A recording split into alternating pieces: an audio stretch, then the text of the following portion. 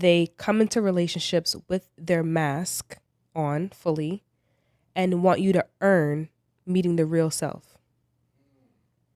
And so what happens is when you present the mask and that person loves the mask, internal dialogue becomes, I don't feel loved by this person. This person doesn't love me. They don't hold themselves accountable to say, did I give them the real self to love, or did I introduce them to my mask and that's who they love? So as an example, if a man leads with money and that's his mask, right? His superficial mask of being able to provide financially, he's leading with that, and a woman continues to take and consume, he feels used. But he led with money, right? And so if a woman leads with sex and a man never takes her anywhere really nice, it is because she led with the mask around utilizing her body in order to get attention, affection, and time. And so he continues to treat her like that. So what happened for you is, based on you experiencing your authentic self, you're giving people an opportunity to actually love you because you're actually the one loving yourself. That's when people have those conversations around, you know, you have to love yourself in order for people to love you. What that really means is self-love is simply acceptance, right? If anybody's ever wondering, like, what is self-love? What's the difference between self-love and self-care? Self-care are action-based methods that you can do in order to take care of yourself, your self-esteem, grooming, hygiene, mental health, and so on. Self-love is accepting all parts of you, the good, the bad, the ugly, and being okay with it as well with my soul. That is self-love. I don't need to, when you want to change yourself so bad that you criticize yourself, you're resisting the self. And so it persists, which is why some people can't get through bad habits. But when you accept that that's where you are, something miraculous happens, you get to change. So when you accept yourself for who you are, that's part of shadow work, right? Is accepting the good, the bad, and the ugly. You're no longer asking anybody to love your mask. And so now, because you're showing up, whoever actually gives you that attention to your real self, you feel it now, because the mask is not in the way of you experiencing the love inside of you. So that is super dope. Again, it's more what's important to me where I am now, as far as, like, say, in a relationship, cheating. Like, that's always the easiest thing to do, and it's so easy to cheat. So I always look at it as, how much of the undisciplined self am I giving up to do that? Wow. That's how I consider it now. As opposed to before, it was just kind of like, I know I could do it and get away with it. So now, like, if I were to cheat, it's more or less, I'm literally disappointing myself first, and I know that's going to eat me more up than anybody else. And I know I have to restart this whole, not restart, but I have to start from, like, where my transgression started, you know? And I just don't want to do that. Right. So it's fucking tough. Is it? It's so tough. It's so tough. It's so tough. It's so tough. But what's tough about it?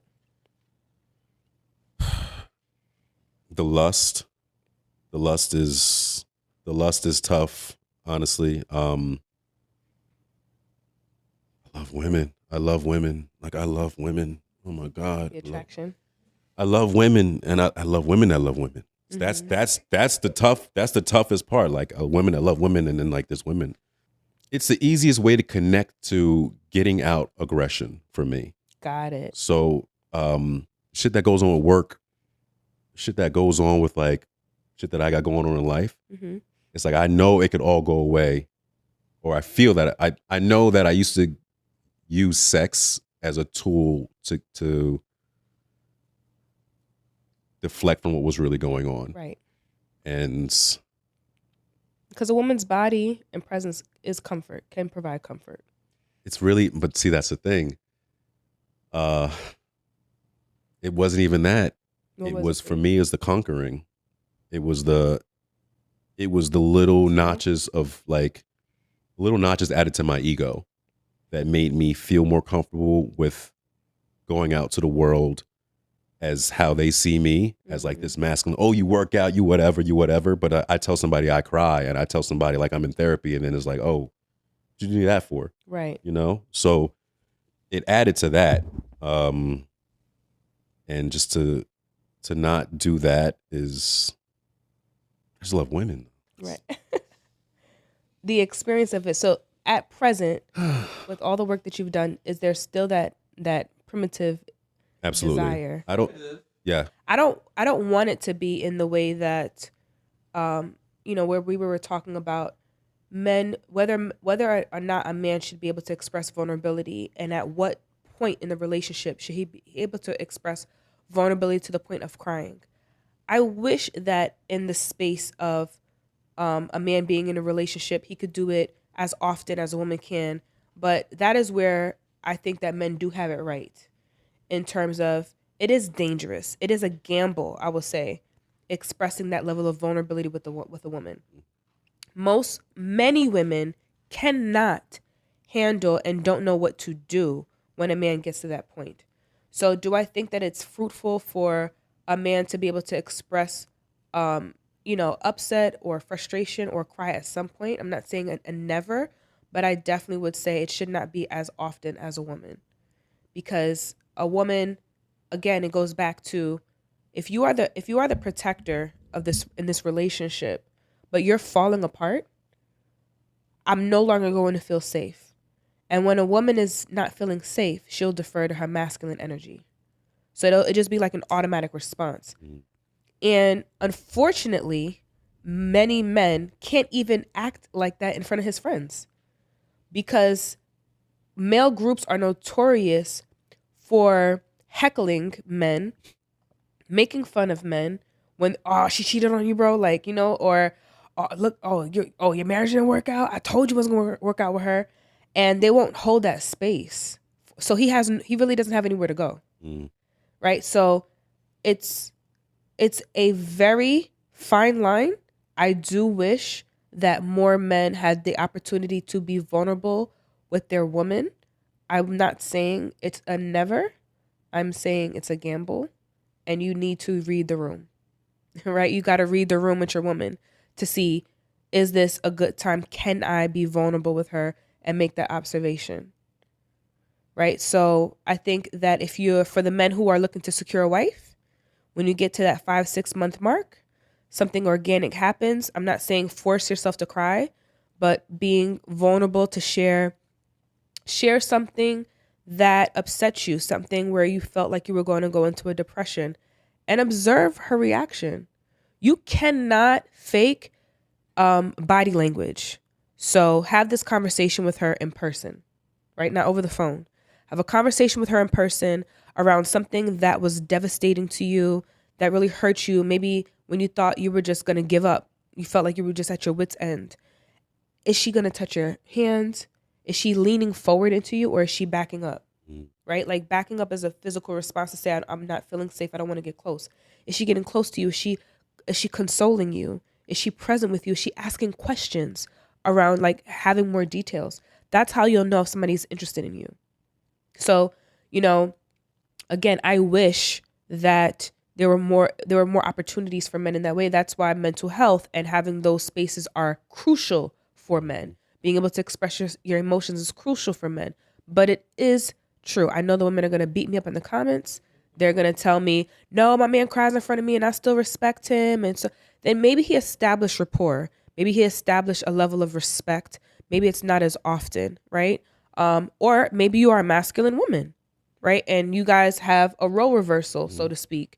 But majority of women in a healthy context need to know that the masculine frame is intact. He is firm. He is consistent. He is controlled, right? Like, he has his stuff together. And when he doesn't, whether she acknowledges it or not, because perception is not necessarily, perception is your reality, doesn't mean it's the truth, right? So you think you want a man to cry. Women think, that's a projection. Women think they want a man to be soft. Women think that they want to see a man crying and emotional, and he had a bad dream that somebody died, and he wakes up and he's bursting into tears, and she thinks she's going to console him. But once that moment is over, like that, she could lose respect for him. Playing this never-ending chess match, because it seems like women ask for a strong, protective alpha male, aren't prepared for a strong, protective alpha male. And it seems like a lot of women really try to get these emotions out of you. Right. So it's almost as if they're playing a game to kind of strip you in a sense. Like I want to be able to break you down in my own way to see if I respect you. Right. And for a man, we're saying we want a safe space. Right. So it's almost like we're speaking two different languages. Yeah. That's and if women are looking for marriage, and not to be, just girlfriends or 5-year girlfriends, whatever you guys are talking about lately, how do we come together to where we can be vulnerable? You feel safe, we feel safe, and we don't have to necessarily hide these emotions that you're begging for us to have, while not being afraid that we won't be respected for showing them. Absolutely. This is perfect.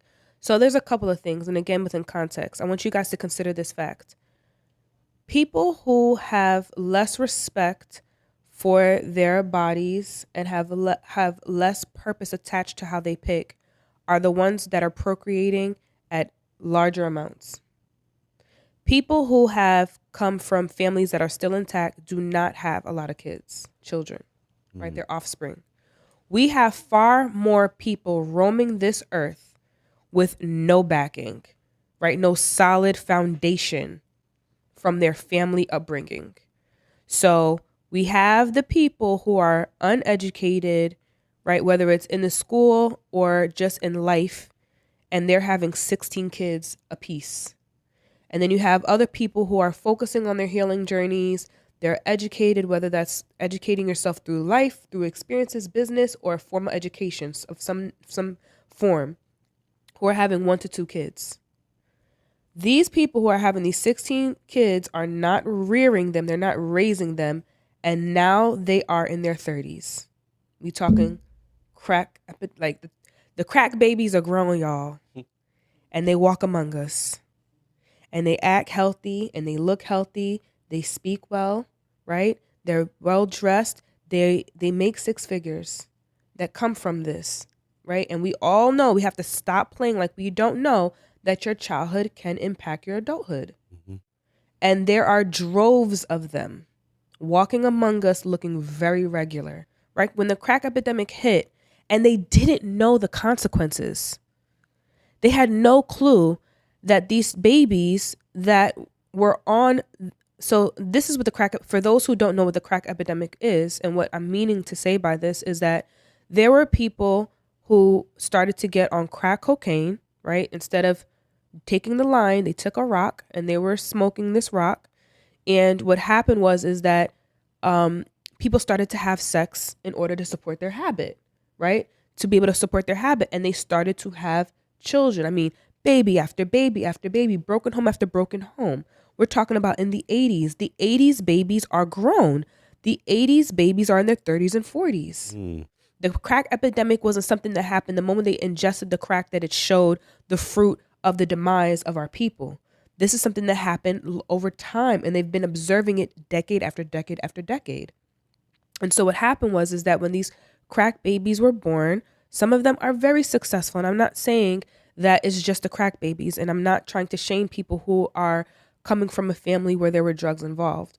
The point in what I'm saying, and when I'm being slightly facetious when I'm saying this, is that there are people who come from family structures where they are lacking in mental stability, albeit drugs or some other form of abuse. And these people who don't necessarily work on their mental health and their physical health, right, are having children by the dozens. There's just more of them. And people who are conscious of their purpose and intentional with their seed, who are not spreading it all over the place, who are not just birthing babies by anyone, are having 1 to 2 kids apiece, 3 at maximum, right? There's just less who are coming from a generational foundation of health, physical, mental, spiritual, emotional health. So if you feel like the dating game and the dating scene is hard, it's because it is. It is hard. It is harder. It is harder to come from and find someone that has a strong family backing, which I've already mentioned, the intergenerational implication of having a person who is coming from a concentric circle of concentric degrees of separation between access to resources, including understanding, building wealth. So if you're here, you have access to your mom and dad, you have access to your aunts and uncles, you have access to your grandparents. And this concentric circle helps you remain focused, bullseye on your goals, your purpose, because you're just coming from years of wisdom. But we are now having people who are all starting from scratch. Those 16 babies that came from that family that's mentally unwell, every single one of those kids are starting from scratch. 16 people starting from scratch, creating more babies, 8, 9, 10, doing the same thing, and they walk among us. They're dating. They're getting married. They are in the schools. They are teachers. They have their professions. They're making 6 figures in IT. You can't tell just by looking at them for face value, like you can observe someone who might be on drugs, right? When you recognize the crack epidemic, they had a certain look. You can look at somebody's jaw. That jaw keep moving. You know you was on something, right? You start looking at how they talk. Start clicking, right? You're like, oh my goodness, they must have had a past. You cannot make those inferences now in that same way. It's just not as a parent, which is why you must vet and verify so that you can discern whether or not, even if your parents, even if you don't have that foundation, what is your purpose? Do you know who you are? Do you know what you're about? Do you know what pains you? Do you know what your focus is on? Where do you see yourself in 5 years? Where is your tangible plan? I don't think that women should ask men, do you love me? I think she should ask him, what is your plan? So that she knows, can I find myself in this? How are you executing this plan, right? So as an example, my sister, her husband, he has his business and he has his 9 to 5. And she reformalized and rejiggered his entire business. They're doing excellent because she utilized her strengths. She's anal, type A. What's up, Tasha? I love you. She's type A, right? And she took her strengths and she was able to take his business that was already successful and she just amplified it and made it better, right? They made it better to where they're creating generational wealth in their family. Right. So these things are important. But she found a way to make herself useful in a purpose he already had that predated her. He wasn't looking for her to help him identify his purpose. So this is for my 30s, because there are some people who are blessed and they meet the love of their life at like 16, 17, 18 years old. And it's legitimate. Like that's the love of their life and they have longevity. There are people that exist like that, far and few in between, but it exists. These are for the 30s. You're in your 30s, right? You're dating in your 30s. You cannot date like you're in your 20s. You cannot date like a teenager anymore. You cannot date for pleasure anymore. You cannot date for futile feelings. They're frivolous. They're fickle. You can't date like that anymore. When you're in your 30s and up, that's the audience, right? If you're in your 30s and up, you must date for purpose. And that requires this of a woman. It requires a woman. So if a man understands his purpose, it requires a woman to understand her impact and her influence, right? So a woman has to understand and she has to have victory over her emotions when you're in your 30s. A woman can have victory over her emotions. So when you hear me say that, how do you imagine that looking? I honestly imagine it looking like a logical male. So I actually have a friend who is a logical male. Okay. She's a relationship coach too. Shout outs to Align with Allison. But she is an example of a woman who has victory over her emotions. However, here's the thing. Logic and emotions are not the same. So victory over your emotions doesn't mean logic. Okay. Victory over your emotions means you have emotional regulation capacity. I get that. Right. But that exists? Absolutely. Absolutely. So, as a relationship coach, it's just a little bit of a background around even how I even really came into this field. I was married to my high school sweetheart, and it was a toxic relationship, and I didn't know that it was a toxic relationship. And I also grew up, I'm Haitian, American, and Christian. So I grew up very sheltered. So some of his behaviors that were unhealthy, I saw it as an opportunity to introduce Christ to him. I saw it as an opportunity to help him, which in today's time, that would be me trying to save him. But I didn't know that's what I was trying to do. So in the process of me trying to save him or help him or introduce Christ to him, I ended up hurting myself, right? Because he didn't mean to do the things that he was doing, right? If he knew the things that he was doing was going to hurt me in the way that it did, he would have never done it. I don't think that he was at all evil, but he was just doing what he knew.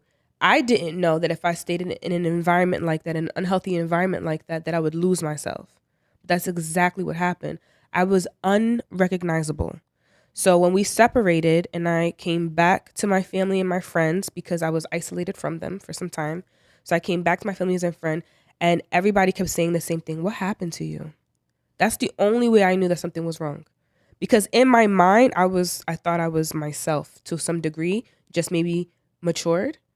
But to my friends and family, something had happened. Something devastating had happened, and they kept asking me what happened. I really genuinely didn't know. And I have a master's degree in social work. So I was already familiar. I just didn't know that I was experiencing emotional abuse in that way.